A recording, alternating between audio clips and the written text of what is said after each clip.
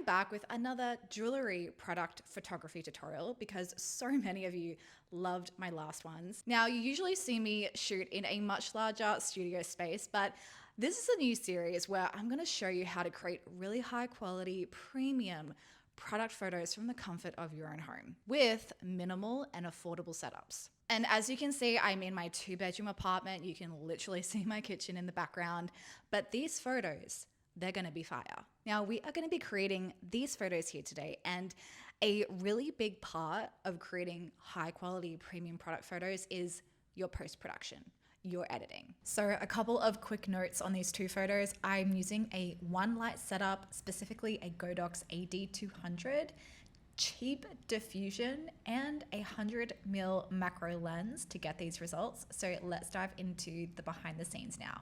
Now, the first thing that I want to set up is my lighting. For this first shot, I am going to be using one Speedlite. You can see that on the left here. I have another stand because I'm going to be using a 5-in-1 reflector, but the diffusion part, to diffuse my light. And then I'm going to add another layer of diffusion. This is a really cheap setup as well. So let's put that up. So I'm just going to clamp this to the stand with a big clamp, like so.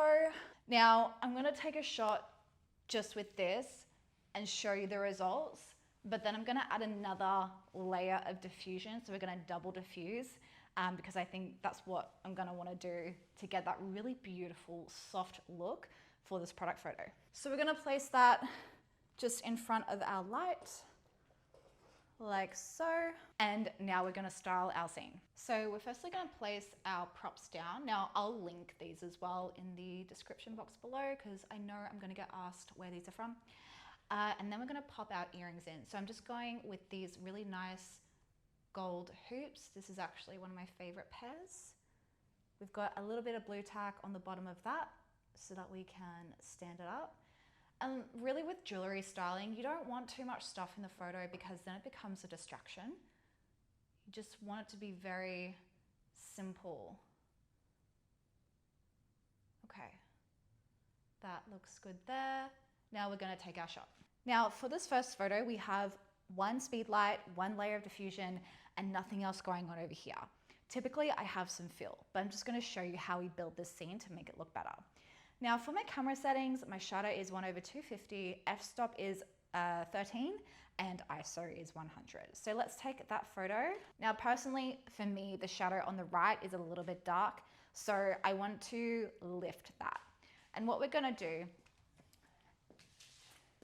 is bring in a white foam board. I'm just gonna hold it up with a drink bottle, pop that there, and the light's gonna bounce off that white foam board back onto the scene. So let's take that shot. Already looking so much better. I do want to diffuse the light a little bit more. Like this looks good. This, I could stop here, but we're gonna do another layer of diffusion. So for our other layer of diffusion, I just have this diffusion sheet. That's it, nothing fancy. And I'm just gonna pop it over here like that, and we're gonna take that shot. All right, let's take that shot. I really like that. So now you can see the differences at a glance here. So on the left, we have one layer of diffusion, no bounce card. I actually kind of dig in this, to be honest.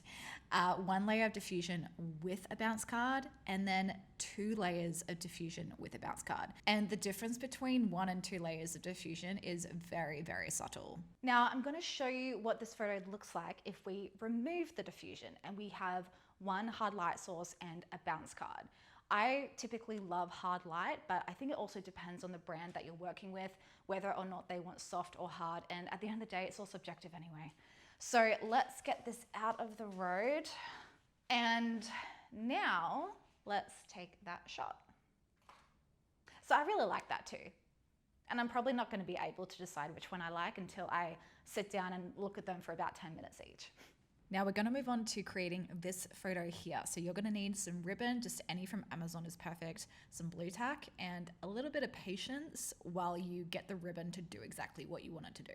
All right, now we're just going to style these rings here first. So I've got 2 pieces of blue tack, and I'm going to secure the rings to the blue tack first. I'm just going to put that one on a bit of a slant there, and then this one like that. Okay, now we're going to thread our ribbon through like so, and then we're just going to twist it like that until we get something that we're happy with. It's looking pretty good. Be a little bit more coverage here on that one. Okay. I might play around with that ribbon placement, but that's a good start. Now for these shots, I'm also using a 100mm macro lens. I think for anything jewelry, you want to be using a macro, you're just going to get better results. So I'm going to take that shot.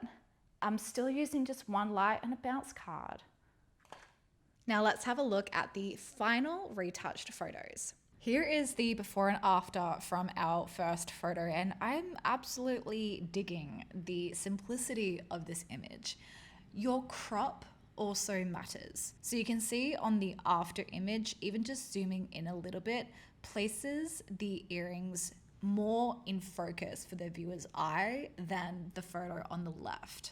And then we come to our ribbon image. Now, this is what can happen when you know how to use Photoshop. So we changed the background color to like a goldy light beige. Obviously the reflections of the rings have been greatly enhanced. We've changed the color of the ribbon a little bit more as well. And overall the photo is just so much more vibrant and punchy. The image has also been rotated as well, so it looks more natural to the eye. But I absolutely love how this came out, and this was just a simple one light setup. Now, I hope that you have found from this tutorial that you can do a lot with very little, and you don't need a massive, expensive setup either, and you can literally do it in the living room of your 2-bedroom apartment. And because I know I'm going to get asked, all the links to everything that I've been using is linked in the description box. Now, I do plan to turn this into a series, so if you have any specific requests that you would like to see when shooting products from the comfort of your own home, pop it in the comments below, let me know what you're thinking, and maybe we'll make it happen. But for now, I'll see you in the next video.